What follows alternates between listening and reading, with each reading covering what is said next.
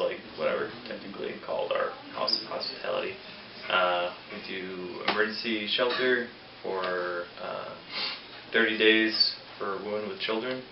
We have 4 bedrooms upstairs, so we take 4 families, and they are all filled right now, and they're always all filled. Is it only women and children? Yes. Yeah. We used to have single women on the couch down here, but then it just led to, like, I don't know, kids would be running in and then arguments and whatever. So I guess our goal in this house is to provide you know, a home instead of like an institutional shelter, right? And so part of how we do that is, you know, take in only 1 family per room, right? So it's kind of,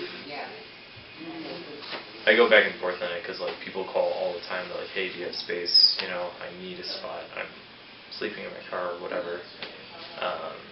And it's like, well, you know, look at this room. Like, more people could sleep in here potentially. You know, we could throw some cots down, whatever, and we could really like fill up the house. But at the same time, that would be a pretty stressful environment for everyone to be in. We have a few furniture garages that people just donate furniture, and then we give it away to people who have stayed with us in the past, people who are currently staying with us, or just people in the community.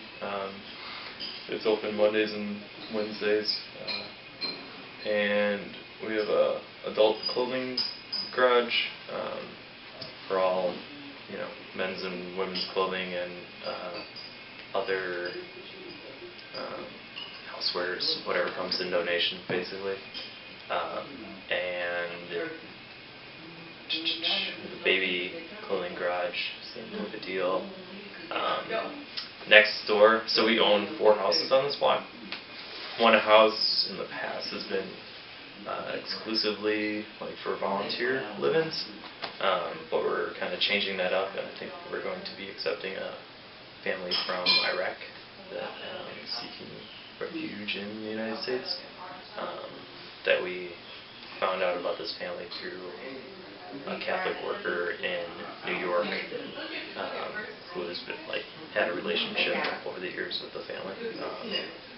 And next door we offer, well, the house is, the family just moved out and we're like fixing it up right now, but first floor normally is like transitional living, so women with kids for like 6 months to a year, just like a longer program than the 30-day shelter. And we own a house across the street, which we run as, or we'd like rent out to a guy for $1 a year who runs it as a boarding house for mentally ill women.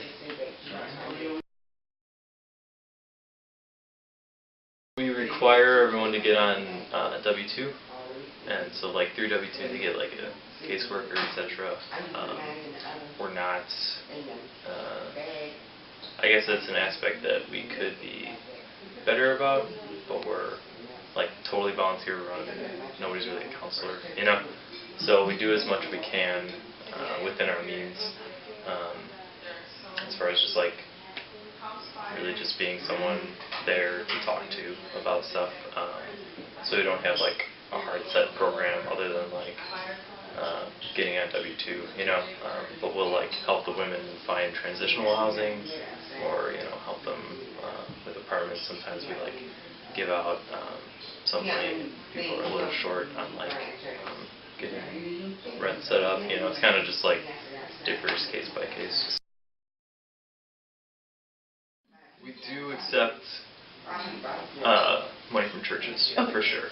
Like that's our main funding source.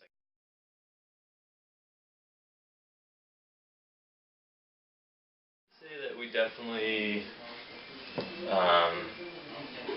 some of her principles, yeah. But we are also, like, I wouldn't define the way that most of the people, myself included, live here as, like, living in voluntary poverty, you know?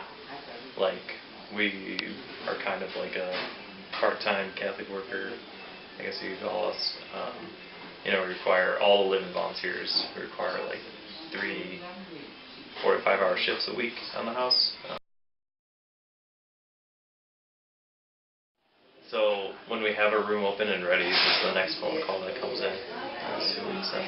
You accept basically any woman with children, or like, Mm-hmm. I know in the past, I don't know how they would have dealt with it, but they were like anti-violence and stuff. So I don't know, like, if someone was like a veteran or something, would you accept them? Or? Oh yeah, definitely. We don't discriminate against folks who've been in the military. I mean, we're definitely anti-military.